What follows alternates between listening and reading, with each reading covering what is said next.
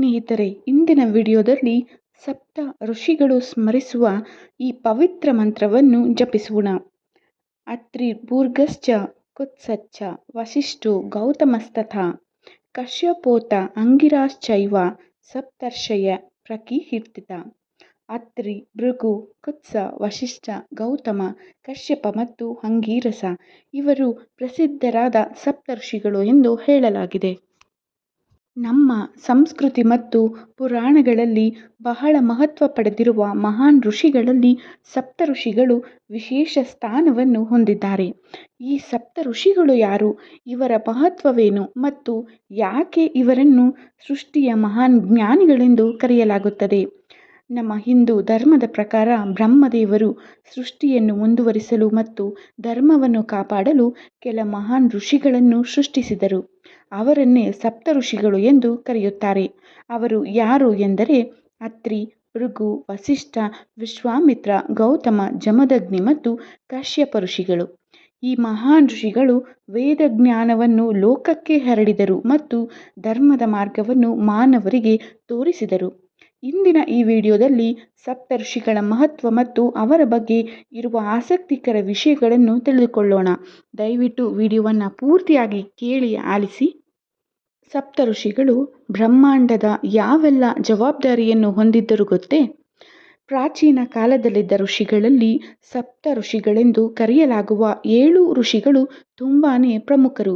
ಈ ಸಪ್ತ ಋಷಿಗಳು ತಮ್ಮಲ್ಲಿನ ಜ್ಞಾನದ ಮೂಲಕ ಇಡೀ ಬ್ರಹ್ಮಾಂಡವನ್ನೇ ಆಳಿದವರು.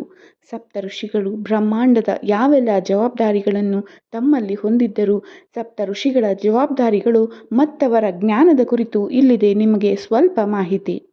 ಪ್ರಾಚೀನ ಕಾಲದ 7 ಹಿಂದೂ ಋಷಿಗಳನ್ನು ಸಪ್ತ ಋಷಿಗಳು ಎಂದು ಕರೆಯಲಾಗುತ್ತದೆ. ಸಪ್ತ ಋಷಿಗಳು ಎಂದು ಗೌರವಿಸಲಾಗುವ ಈ 7 ಋಷಿಗಳು ವೈದಿಕ ಧರ್ಮದ ರಕ್ಷಕರು ಮತ್ತು ಇಡೀ ವಿಶ್ವದ ಜವಾಬ್ದಾರಿಯನ್ನು ಹೊಂದಿದ್ದರು ಎನ್ನುವ ನಂಬಿಕೆ ಇದೆ. ಈ ಋಷಿಗಳು ಮಾನವ ಕುಲದ ಕಲ್ಯಾಣಕ್ಕಾಗಿ ಕೆಲಸ ಮಾಡುತ್ತಾರೆ ಮತ್ತು ಅವರನ್ನು ಸರಿಯಾದ ಮಾರ್ಗದಲ್ಲಿ ಮಾರ್ಗದರ್ಶನ ಮಾಡುತ್ತಾರೆ. ಸಪ್ತ ಋಷಿಗಳು ಅಂದು ಮಾತ್ರವಲ್ಲದೆ ಇಂದಿಗೂ ತಮ್ಮ ಜವಾಬ್ದಾರಿಯನ್ನು ಪೂರೈಸುತ್ತಿದ್ದಾರೆ ಎನ್ನುವ ನಂಬಿಕೆ ಇದೆ. ಈ ಸಪ್ತ ಋಷಿಗಳ ಜನನವೇ ವಿಚಿತ್ರವಾಗಿದೆ. ಇವರು ಬ್ರಹ್ಮದೇವನ ಮಾನಸ ಪುತ್ರರು, ಅಂದರೆ ಬ್ರಹ್ಮದೇವನ ಮನಸ್ಸಿನಿಂದ ಜನಿಸಿದವರು. ಅವರು ಧರ್ಮ, ಜ್ಯೋತಿಷ್ಯ ಹಾಗೂ ಯೋಗದ ಬಗ್ಗೆ ಅತ್ಯುನ್ನತ ಮಟ್ಟದ ಜ್ಞಾನವನ್ನು ಹೊಂದಿದ್ದಾರೆ. ಮೊದಲನೆಯದಾಗಿ ವಸಿಷ್ಠ ಋಷಿಗಳು. ವಸಿಷ್ಠರು ರಘುಕುಲದ ಕುಟುಂಬ ಗುರುಗಳಾಗಿದ್ದವರು.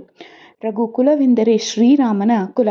ವಸಿಷ್ಠ ಋಷಿಗಳು ರಾಮನ ತಂದೆಯಾದ ದಶರಥನ ಗುರುಗಳಾಗಿದ್ದು ಮತ್ತು ಅವರ ಮಕ್ಕಳಾದ ರಾಮ, ಲಕ್ಷ್ಮಣ, ಭರತ ಹಾಗೂ ಶತ್ರುಘ್ನರಿಗೂ ಜ್ಞಾನಾರ್ಜನೆ ಮಾಡಿದವರು.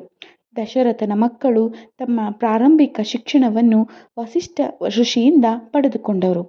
ಕಾಮಧೇನು ಹಸುವನ್ನು ವಶಕ್ಕೆ ಪಡೆದುಕೊಳ್ಳುವುದಾಗಿ ಋಷಿ ವಿಶ್ವಾಮಿತ್ರರ ಹಾಗೂ ವಸಿಷ್ಠರ ನಡುವೆ ಘೋರ ಯುದ್ಧವೂ ನಡೆದಿತ್ತು. ಇದರಲ್ಲಿ ಋಷಿ ವಿಶ್ವಾಮಿತ್ರರು ವಿಜಯಶಾಲಿಯಾದರು. ಮುಂದೆ ಭಾರದ್ವಾಜ ಋಷಿಗಳ ಬಗ್ಗೆ ತಿಳಿಯೋಣ. ಪ್ರಾಚೀನ ಭಾರತದ ಪ್ರಮುಖ ವೈದಿಕ ಋಷಿಗಳಲ್ಲಿ ಭಾರದ್ವಾಜ ಋಷಿಗಳು ಒಬ್ಬರು. ಇವರು ಮಹಾನ್ ವಿದ್ವಾಂಸರು, ವೈದ್ಯರು, ಅರ್ಥಶಾಸ್ತ್ರಜ್ಞರೂ ಆಗಿದ್ದರು. ಆಯುರ್ವೇದದ ಬಗ್ಗೆ ಅಪಾರ ಜ್ಞಾನವನ್ನು ಹೊಂದಿರುವ ಇವರು ಆಯುರ್ವೇದ ಸೇರಿದಂತೆ ಇನ್ನಿತರ ಸಾಕಷ್ಟು ಗ್ರಂಥಗಳನ್ನು ಬರೆದಿದ್ದಾರೆ. ಗುರು ದ್ರೋಣರು ಭಾರದ್ವಾಜ ಋಷಿಗಳ ಮಗ ಮತ್ತು ಅಸಾಧಾರಣ ಯೋಧರಾಗಿದ್ದವರು. ಈಗ ಕಶ್ಯಪ ಋಷಿಗಳ ಬಗ್ಗೆ ತಿಳಿಯೋಣ. ಬ್ರಹ್ಮದೇವನ ಮಾನಸ ಪುತ್ರರಲ್ಲಿ ಒಬ್ಬರಾದ ಮರೀಚಿಯ ಮಗನೇ ಈ ಋಷಿ ಕಶ್ಯಪರು. ಕಶ್ಯಪ ಋಷಿಗಳು ಮಹಾನ್ ವಿದ್ವಾಂಸರಾಗಿದ್ದವರು. ಇವರು ದಕ್ಷ ಪ್ರಜಾಪತಿಯ 13 ಹೆಂಡತಿಯರನ್ನು ವಿವಾಹವಾಗಿ ವಿಶ್ವದ ಜೀವ ವೈದಿಕತೆಗೆ ಕಾರಣರಾದವರು. ಅದರಲ್ಲಿ ದಿತಿ, ಅದಿತಿ ಮತ್ತು ಕದ್ರು ಮುಖ್ಯ ಪಾತ್ರವನ್ನು ವಹಿಸಿದವರಾಗಿದ್ದಾರೆ. ವಿಶ್ವದಲ್ಲಿನ ಎಲ್ಲ ಜೀವಿಗಳು ಋಷಿ ಕಶ್ಯಪರಿಂದ ಜನಿಸಿದವು ಎನ್ನುವ ನಂಬಿಕೆಯೂ ಇದೆ. ಜಮದಗ್ನಿ ಋಷಿಗಳ ಬಗ್ಗೆ ತಿಳಿಯೋಣ. ಜಮದಗ್ನಿ ಋಷಿಗಳು ಸಪ್ತ ಋಷಿಗಳಲ್ಲೂ ಒಬ್ಬರು. ಅವರ ಮಗ ಪರಶುರಾಮ. ಜಮದಗ್ನಿ ಋಷಿಗಳು ತಮ್ಮ ಆಶ್ರಮದಲ್ಲಿ ಒಂದು ಹಸುವನ್ನು ಸಾಕಿದ್ದರು. ಆ ಹಸುವೇ ಕಾಮಧೇನು ಹಸು. ಆ ಕಾಮಧೇನು ಹಸುವಿಗೆ ಎಲ್ಲ ಇಷ್ಟಾರ್ಥಗಳನ್ನು ಈಡೇರಿಸುವ ಶಕ್ತಿ ಇತ್ತು. ಅದನ್ನು ಕಾರ್ತವೀರ್ಯ ಬಲವಂತವಾಗಿ ತೆಗೆದುಕೊಂಡು ಹೋಗುತ್ತಾನೆ. ಪರಶುರಾಮರು ಇದನ್ನು ತಿಳಿದಾಗ ಅವರು ಕಾರ್ತವೀರ್ಯನನ್ನು ಕೊಂದು ಕಾಮಧೇನು ಹಸುವನ್ನು ತನ್ನ ತಂದೆ ಋಷಿ ಜಮದಗ್ನಿಗೆ ಹಿಂತಿರುಗಿಸುತ್ತಾರೆ. ಅತ್ರಿ ಋಷಿ. ಸತ್ಯಯುಗದಲ್ಲಿ ಬ್ರಹ್ಮನ 10 ಪುತ್ರರಲ್ಲಿ ಒಬ್ಬರಾದ ಅತ್ರಿ ಋಷಿಗಳು ಅನಸೂಯಾದೇವಿಯನ್ನು ತನ್ನ ಪತ್ನಿಯನ್ನಾಗಿ ಪಡೆದುಕೊಂಡಿದ್ದರು. ಅನಸೂಯೆಯರು 7 ಮಹಾನ್ ಪವಿತ್ರೆಯರಲ್ಲಿ ಸಾಲಿನಲ್ಲಿ ಅನಸೂಯರ ಹೆಸರಿದೆ. ಅತ್ರಿ ಋಷಿಗಳು ದೇಶದ ಕೃಷಿ, ಅಭಿವೃದ್ಧಿ ಮತ್ತು ವಿಜ್ಞಾನಕ್ಕೆ ಗಮನಾರ್ಹ ಕೊಡುಗೆಗಳನ್ನು ನೀಡಿದವರು. ಪ್ರಾಚೀನ ಭಾರತದಲ್ಲಿ ಅವರನ್ನು ಮಹಾನ್ ವಿಜ್ಞಾನಿ ಎಂದು ಪರಿಗಣಿಸಲೂ ಆಗಿದೆ. ಗೌತಮ ಋಷಿಗಳು. ಗೌತಮ ಋಷಿಗಳು 7 ಋಷಿಗಳಲ್ಲಿ ಒಬ್ಬರು. ಅವರ ಪತ್ನಿ ಅಹಲ್ಯಾದೇವಿ ಶಾಪದಿಂದಾಗಿ ದೇವಿ ಅಹಲ್ಯೆ ಶಿಲೆಯಾಗಿ ಬದಲಾದಳು. ಆದರೆ ರಾಮನ ಕೃಪೆಯಿಂದ ತನ್ನ ಶಾಪ ವಿಮೋಚನೆಯನ್ನು ಮಾಡಿಕೊಂಡಳು. ತಪಸ್ಸಿನ ಮೂಲಕ ಗಂಗೆಯನ್ನು ಬ್ರಹ್ಮಗಿರಿ ಪರ್ವತಕ್ಕೆ ತಂದಿರುವ ಕೀರ್ತಿ ಗೌತಮ ಋಷಿಗೆ ಸೇರುತ್ತದೆ. ಈಗ ವಿಶ್ವಾಮಿತ್ರ ಋಷಿಗಳ ಬಗ್ಗೆ ತಿಳಿಯೋಣ. ಋಷಿ ವಿಶ್ವಾಮಿತ್ರರು ಮೂಲತಃ ರಾಜರಾಗಿದ್ದವರು. ಆದರೆ ನಂತರ ಜ್ಞಾನೋದಯವನ್ನು ಪಡೆದು ಋಷಿಯಾದರು. ಗಾಯತ್ರಿ ಮಂತ್ರವನ್ನು ಮೊದಲು ದರ್ಶಿಸಿದವರು ಅಥವಾ ರಚಿಸಿದವರು ಬ್ರಹ್ಮರ್ಷಿ ವಿಶ್ವಾಮಿತ್ರರು ಎನ್ನುವ ಮಾಹಿತಿಗಳಿವೆ. ಅವರ ತಪಸ್ಸಿನ ಬಲದಿಂದ ಋಷಿ ವಿಶ್ವಾಮಿತ್ರರು ತ್ರಿಶಂಕು ಅವರ ದೇಹದಲ್ಲಿದ್ದಾಗಲೇ ಸ್ವರ್ಗವನ್ನು ನೋಡಲು ಸಾಧ್ಯವಾಗಿಸಿದರು.